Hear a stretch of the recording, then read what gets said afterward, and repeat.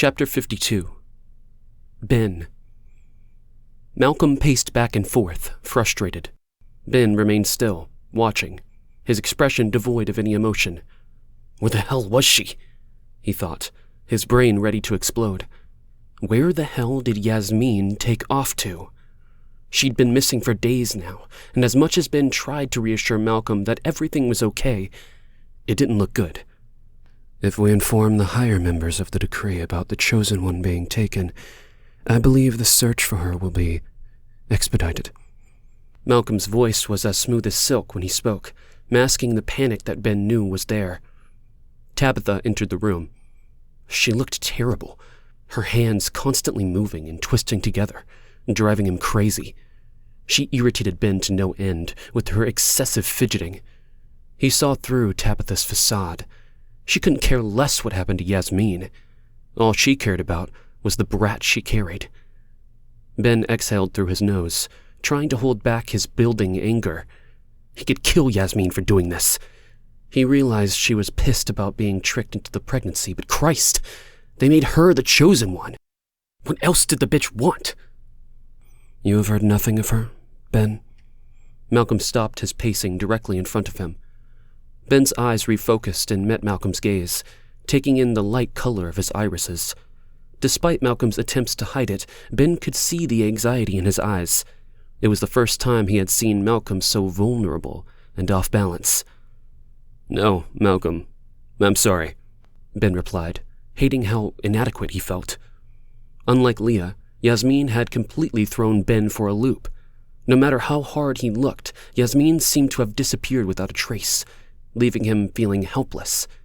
He had poured all of his time and energy into finding her, neglecting his check-ins with Leah and the boy. Now, it seemed, his efforts were all for nothing.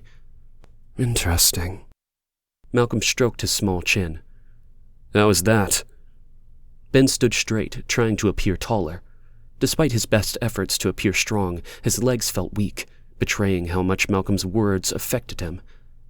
Did Malcolm know Ben knew where Leah was? No, it wasn't possible. Or was it? Well, it seems the two women who eluded me are yours. Malcolm spoke, his voice never raising. Ben's mouth twitched.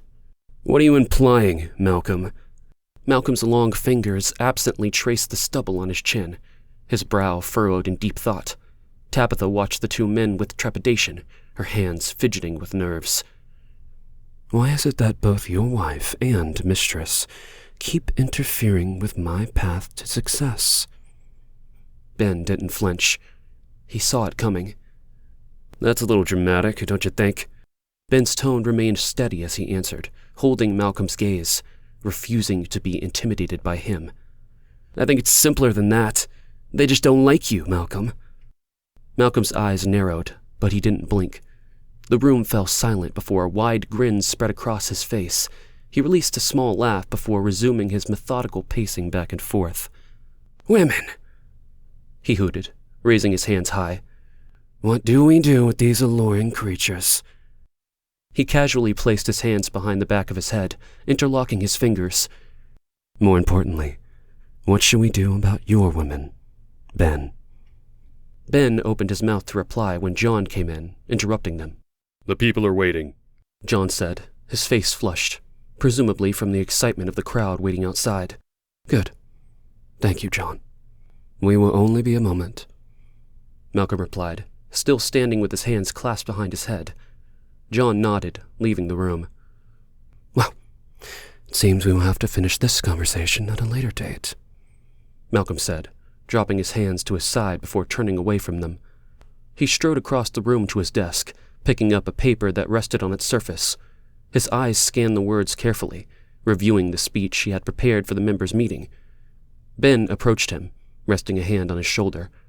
Malcolm's body jerked as he spun around, his eyes wide with caution. Ben promptly pulled his hand back, knowing he was treading on thin ice. I can handle this, Malcolm. I take full responsibility for their actions, and I will make things right, Ben said, a hint of pleading in his voice. He was not just saying it either. He intended to do just that, and more. All he needed was to locate Yasmeen and expose Chris Onweir as Malik's killer. and that was the plan, but Yasmeen's disappearance threw a wrench into the wheels. Now he had to find her and speed up things to bring Leah and Adam to the decree. Malcolm lightly tapped Ben's chest with his index finger, maintaining a fake smile, pressing his lips together. "Just bring them here. Bring both, including your son." A sinister glint appeared in his eyes as he spoke, but then he abruptly turned away and held out his arm for Tabitha to take. She didn't hesitate, linking her arm with his. Ben watched as they left the room together, their arms intertwined. His heart raced as he followed behind obediently.